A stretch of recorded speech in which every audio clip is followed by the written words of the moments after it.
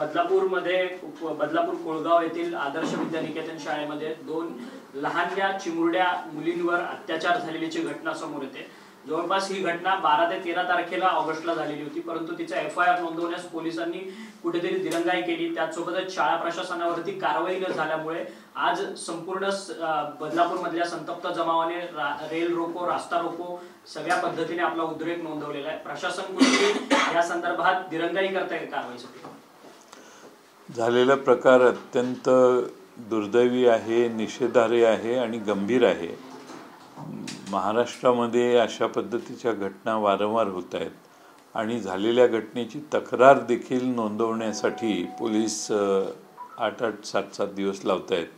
हे अत्यंत गंभीर आहे। पोलिसांची कृती देखील चुकीची आहे आणि पालकांनी सांगून देखील प्रशासन त्या गोष्टी मागे, शाळेचं प्रशासन त्या गोष्टी दडवण्याचं काम करते, आवश्यक ते सगळे पुरावे नष्ट करण्याचं काम करते। एवढं धाडस या शाळेचं होतं। शाळा कुणाच्या जवळची आहे, शाळेचे चालक कुणाशी संबंधित आहेत याचाही अभ्यास केला पाहिजे आणि जाणीवपूर्वक अशा घटना दडपून टाकण्याचा प्रयत्न पोलिसांच्या मार्फत देखील होतोय। आज महाराष्ट्रामध्ये कायदा व सुव्यवस्था राहिलेली नाही, त्याचं कुणाला भय वाटत नाही। कोणताही गुन्हा केला तरी आपण सहजगत्या निघून जाऊ शकतो, अशी धारणा सामान्य जनतेची, गुन्हेगारांची व्हायला लागली आहे। आणि म्हणून सामान्य जनतेत आज बदलापूरला जो अत्यंत राग, संताप, चीड या सरकारच्या विरोधी आहे, पोलिसांच्या विरोधी आहे आणि शाळेच्या विरोधी आहे, ती अत्यंत तीव्र आहे। आणि लोक पूर्ण बदलापूरच नाही तर संपूर्ण ठाणे जिल्ह्यात आणि महाराष्ट्रामध्ये या झालेल्या घटनेचा निषेध होतोय। राष्ट्रवादी काँग्रेस देखील या गोष्टी, पोलिसांची कृती आणि शाळेची कृती या बाबतीत सरकारने ताबडतोब त्याच्यात कारवाई करावी अशी आमची मागणी आहे। 2-4 जणांना बदली करणं म्हणजे त्या सगळ्या प्रशासकीय कामावर, पोलिसांच्यावर आणि शाळेवर शिक्षा झाली असं आम्ही समजत नाही। काही कोणाला तात्पुरतं सस्पेंड करणं किंवा पोलिसाची तिथं बदली करणं एवढ्यापुरतं मर्यादित करून लोकांना शांत करण्याचा सरकारचा हा प्रयत्न दिसतोय। आमचं म्हणणं याच्यात ठोस कारवाई झाली पाहिजे आणि अशा गोष्टी होत असताना सरकारी पोलीस खात्याकडून कृती केली नाही त्याचा जाबही विचारला पाहिजे। सर, एकीकडे तुम्ही गेल्या पत्रकार परिषदेमध्ये तुमच्या काय कारनामे संपूर्ण सरकारचे तुम्ही बाहेर काढत होता, परंतु सातत्याने आता महिला अत्याचारांच्या संदर्भात घटना ज्या आहेत त्या वाढताना पाहायला मिळतात। जवळपास 1 लाख महिला राज्यातून आता गायब झालेल्या आहेत, बेपत्ता, आणि त्यातच महिला अत्याचारांमध्ये सातत्याने वाढ होताना पाहायला मिळते। महाराष्ट्रामध्ये महिलांची सुरक्षितता अत्यंत कमी झालेली आहे।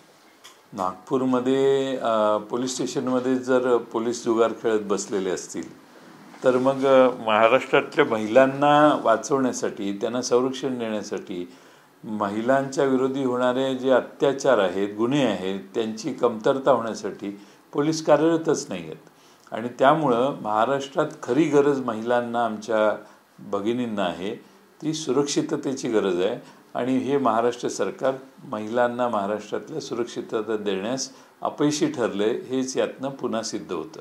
मुख्यमंत्र्यांच्या ठाणे जिल्ह्यात कायम गुन्हेगारांना कुठेतरी संरक्षण दिलं जात आहे का, असं एक चित्र पाहायला मिळतंय। बदलापूरची घटना असेल, याच्या आधीचा पोलीस ठाण्यातील गोळीबाराचं प्रकरण असेल, असे अनेक ठाण्यामध्ये गुन्हेगारीचं राजकीयकरण झालेलं आहे आणि पोलिसांना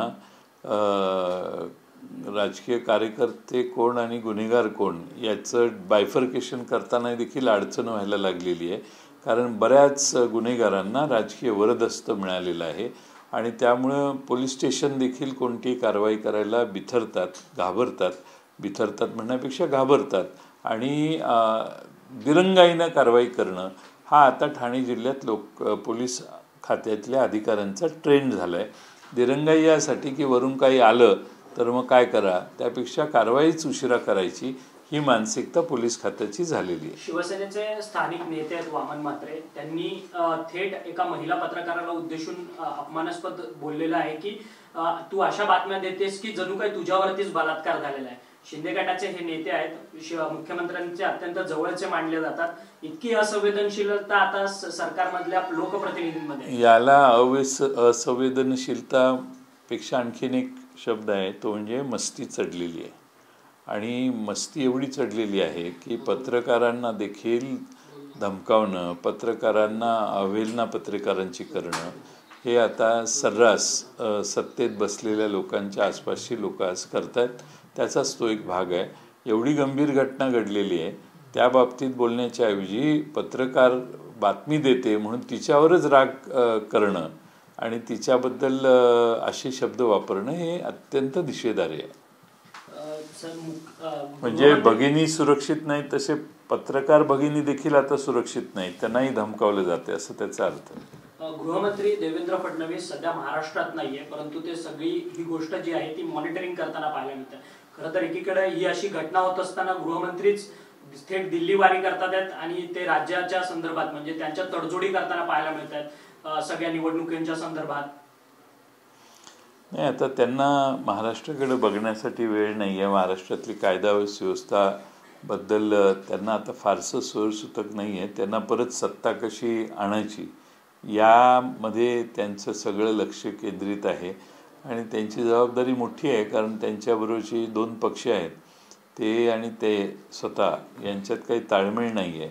त्यामुळं दिल्ली वारे वाढलेले आहेत. महाराष्ट्रातले प्रश्न, महाराष्ट्रातल्या अशा गंभीर घटना याकडे बघण्यास त्यांना वेळ आहे असं मला दिसत नाही. मुख्यमंत्री लाडकी बहीण योजना 1,500 रुपयात तर आणली, परंतु आज रोष जिथे झाला बदलापूरमध्ये तिथल्या महिला नागरिकांचं म्हणणं आहे की या 1,500 रुपये आम्हाला नको आहेत. खरं तर महिला सुरक्षिततेची हमी सरकारने पहिल्यांदा द्यावी, त्यानंतर महिलांना आर्थिक सहाय्य सरकारकडनं दिलं जावं.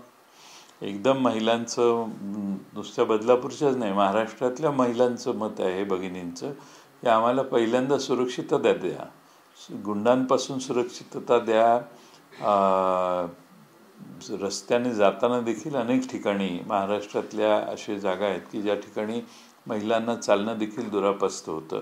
त्यामुळे महिलांची पहिली मागणी आहे की आम्हाला संरक्षण द्या. बाकीच्या गोष्टी ज्या आहेत त्या सरकारी तिजोरीतून येत असतात, त्यात काही विशेष कौतुक नाही आहे. कौतुक काय आहे तर तुम्ही महिलांना सुरक्षितता देत असाल तर ती सुरक्षितता देण्यासारखी कायदा व सुव्यवस्था महाराष्ट्रातली सरळ राखण्यात हे सरकार वारंवार अपयशी ठरते, यात काही शंका नाही. नवाब मलिकांच्या महायुतीमध्ये येण्याच्या संदर्भात स्वतः देवेंद्र फडणवीसांनी आक्षेप घेतलेला होता. अजित पवारांना पत्र देखील हिवाळी अधिवेशनामध्ये लिहिलेलं होतं की हे महायुतीमध्ये कसे बसू शकतात म्हणून, परंतु आता थेट अजित पवारांच्या बाजूला स्टेज शेअर करताना नवाब मलिक पाहायला मिळतात. नाही, असं आहे की भारतीय जनता पक्षाचं काही खरं नसतं. एकदा त्यांनी 70,000 कोटीचा आरोप केला आणि त्याच लोकांच्यावर सरकार स्थापन केलं. आता नवाब मलिक यांच्यावर अतिशय गंभीर आरोप भारतीय जनता पक्षाने केले, आम्ही कोणी नाही केले. NIAचे पण आहेत, परत EDचं, बाकीचे सगळेच इश्यूज त्यांच्या अगेन्स्ट आहेत. आता त्यांच्या बरोबर म्हणजे जी महायुती होणार आहे त्यात नवाब मलिक यांच्या कन्या किंवा नवाब मलिक यांना त्या महायुतीत एक उमेदवार म्हणून संधी देतील असं साधारण काल 2 दिवसात दिसतंय मला. आणि तसं असेल तर ते देवेंद्र फडणवीस आणि भारतीय जनता पक्षाला मान्य असेल असं गृहीत धरू, कारण एवढा मोठा कार्यक्रम केला तो मान्यतेशिवाय थोडी केला असेल. त्यामुळं महायुतीत त्यांना प्रवेश त्यांनी दिला असाच त्याचा अर्थ आहे. मग भाजपने या सगळ्या संदर्भात माफी मागितली पाहिजे का? ज्या पद्धतीने एक वेळ होती की नवाब मलिकांच्या विरोधात संपूर्ण भाजप पेटून उठलेलं होतं, आता त्याच नवाब मलिकांना भाजपने ऍक्सेप्ट केलं, त्यामुळे भाजपने माफी मागावी. म्हणजे याचा अर्थ नवाब मलिक यांच्याविरोधी केलेले आरोप, सरकारी यंत्रणेमार्फत केलेल्या कारवाया या पूर्ण चुकीच्या होत्या असा त्याचा अर्थ होतो. त्यामुळं भारतीय जनता पक्ष काय करते हे बघूया ना आपण, त्याच्यात इतक्यात गडबड करायला नको. उद्या महाविकास आघाडीची महत्वाची बैठक पार पडते अशी माहिती मिळते. उद्या कुठेही बैठक पार पडेल आणि साधारणपणे जागा उद्या पहिल्यांदा बैठक आमची होते महाविकास आघाडीची आणि त्याची काही बैठका होतील. एका बैठकीत काही निष्कर्ष निघणार नाही, पण उद्या मीटिंग होते. एअरपोर्टच्या जवळ कुठेतरी होणार आहे. नक्की अजून मला स्थान कळलेलं नाही. महेंद्र थोरवे जे शिंदे गटाचे आमदार आहेत, कर्जत तालुक्यातून येतात आमदार आहेत, ते सुनील तटकरे आणि अजित पवार या दोघांवरही टीका करताना पाहायला मिळतात. ते म्हणतात की राष्ट्रवादीचं नेतृत्व हे धोका देणारं नेतृत्व आहे, विश्वासघातकी नेतृत्व आहे, अशी त्यांची टीका आहे. महायुतीमध्येच जुंपली एकमेकांमध्ये. म्हणजे कोणत्या संदर्भात बोलतात, त्यांना कुठे धोका झाला, कुणी धोका दिला, त्यांच्या विरोधी कुणी काही काम केलं, हे महेंद्र थोरवेंनाच माहीत असेल. त्यामुळे महेंद्र थोरवेंच्याकडून त्याची जास्त माहिती घेतली पाहिजे. पण त्यात तपशील कोणत्या कारणासाठी ते बोलले हे मला माहीत नाही. सातत्याने महेंद्र थोरवे म्हणतात की सुनील तटकरे हे महायुतीचा धर्म पाळत नाहीये. सुनील तटकरे आपल्या विश्वासू व्यक्तीला कर्जतमध्ये तयार करतात, त्यांच्याच मतदारसंघामध्ये उभे करण्याकरता. त्यामुळे कुठेतरी असुरक्षितता महेंद्र थोरवेंमध्ये, त्यामुळे त्यांनी विश्वासघातकी नेतृत्व असं टीका केलेली आहे. आता महेंद्र थोरवे हे एकनाथ शिंदे गटाचे उमेदवार असतील, कारण ते तिथे त्यांचे आमदार आहेत. त्यामुळे त्यांच्या विरोधी जे कोणी उमेदवार होणार आहेत त्यांना तटकरेंची मदत होईल अशी शंका कदाचित त्यांना आली असेल.